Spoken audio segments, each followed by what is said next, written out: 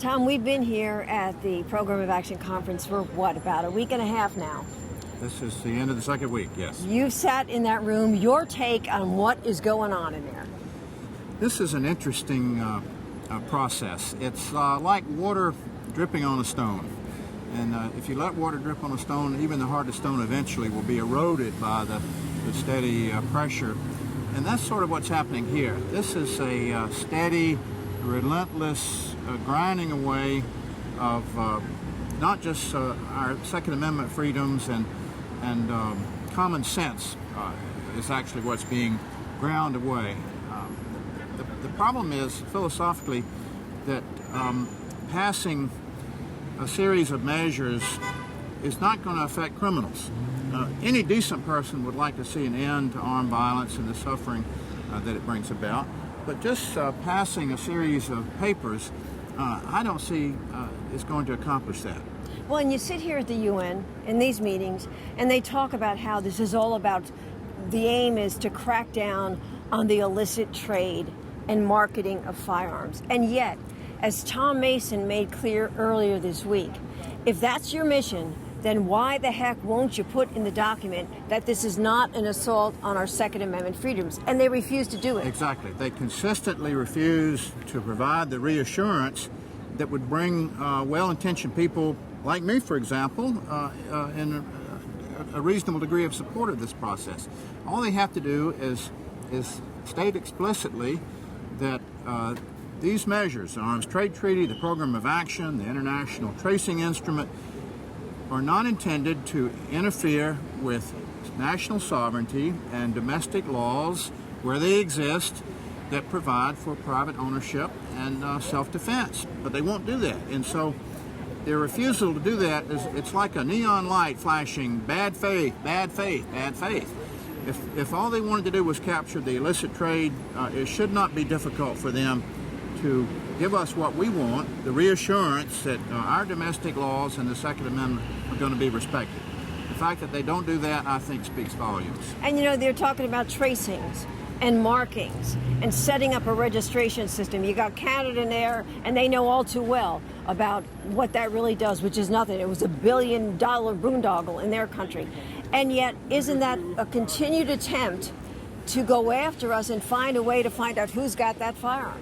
I think so, and the fact that America keeps being singled out, I think our delegation is participating with good intentions in this process, even though I personally think the process is deeply flawed and I would even say illegitimate. But America keeps being singled out simply because we want to protect our Second Amendment rights, the right of private ownership, and the right of self-defense of the individual citizen. So once again, that echoes to me an intent that goes far beyond just the desire to capture the illicit trade in small arms and light weapons. And you mentioned a flawed process, and yesterday you saw what happened with Iran and Cuba, taking on the U.S., saying as far as we're concerned that civilian ownership, private ownership needs to be in every document. What did you take away from that? Well, I don't know how seriously to take that. Clearly, Cuba and Iran are diplomatic adversaries, and I think that may have been just a game they're playing to tweak the United States and say that civilian ownership has to be regulated. Frankly, I'm more concerned about Mexico. Mexico held a side meeting yesterday in which they talk about the problem of arms control as a way of reducing the armed violence in Mexico, and they always blame the United States. Yeah, they're good at that. And so it's a sense in which our Second Amendment freedoms are somehow their problem, and I simply don't accept that. Mexico is calling for a renewal of the Arms Trade Treaty, which, as you know, failed to reach a conclusion back in July. And they're saying that neighboring states, which can only be the United States, has to control its arms to reduce the violence in Mexico. Once again, that is an aspect of the flawed process that we're dealing here, that kind of irresponsible reasoning could have diplomatic credence in this whole UN process. And you talked about side events. while the POA was going on here, there were other meetings going on about how to keep the arms trade treaty going. That's right. I think we will see, as a result of what happened here this week at the POA, we will see the UN General Assembly probably, when they meet in October, passing a resolution to resurrect the arms trade treaty, which failed in July. So, as I say, it's a never-ending process. It's like water on a stone. We're looking at a whole array of these UN instruments. And once again, the philosophical problem is that even if they were all to be passed, the only effect it's going to have is on the law-abiding states, not criminals. Criminals, by definition, are not going to obey some international treaty any more than domestic criminals obey domestic gun control laws. And Ted Broman from the Heritage Foundation, just wrote a commentary talking about the way he sees it, the U.S. ought to just pull out of the POA. What are your thoughts on that?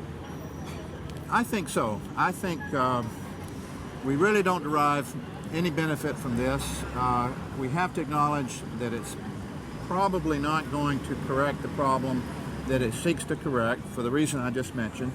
And so all we do is make ourselves a target, and all we do is spend a lot of money on a process that makes us increasingly isolated in the world community. Frankly, I think the United States not only ought to pull out of the program of action, I think we ought to demand an audit of the UN budget. The UN needs to produce an accountable budget just so the American people can see how much we are spending on this process. And what we're getting for it. Which is nothing but an assault on our individual rights, no matter how you look at it. So I think we should go beyond just pulling out, and we should do some proactive things to get some benefit for the money that the United States is paying to support the UN. We pay about 22.5% of the operating costs of the UN. There's never been an audit. We don't know what we're getting for that money, that drain on the taxpayer, and I think it's time that we did find out. They're talking about meetings till 2018. Right now in Charlotte, you got the DNC going on. Does it concern you if President Obama gets 4 more years, considering what you see going on here? Considering the fact that he signed on to the treaty process? Yes, I think if he is reelected, the whole dynamic of the U.S. participation in this process will change. So far, the U.S., I would have to say the U.S. delegation here has played a fairly positive role. At least I could say they haven't done much harm. Maybe there's a Hippocratic oath at work here.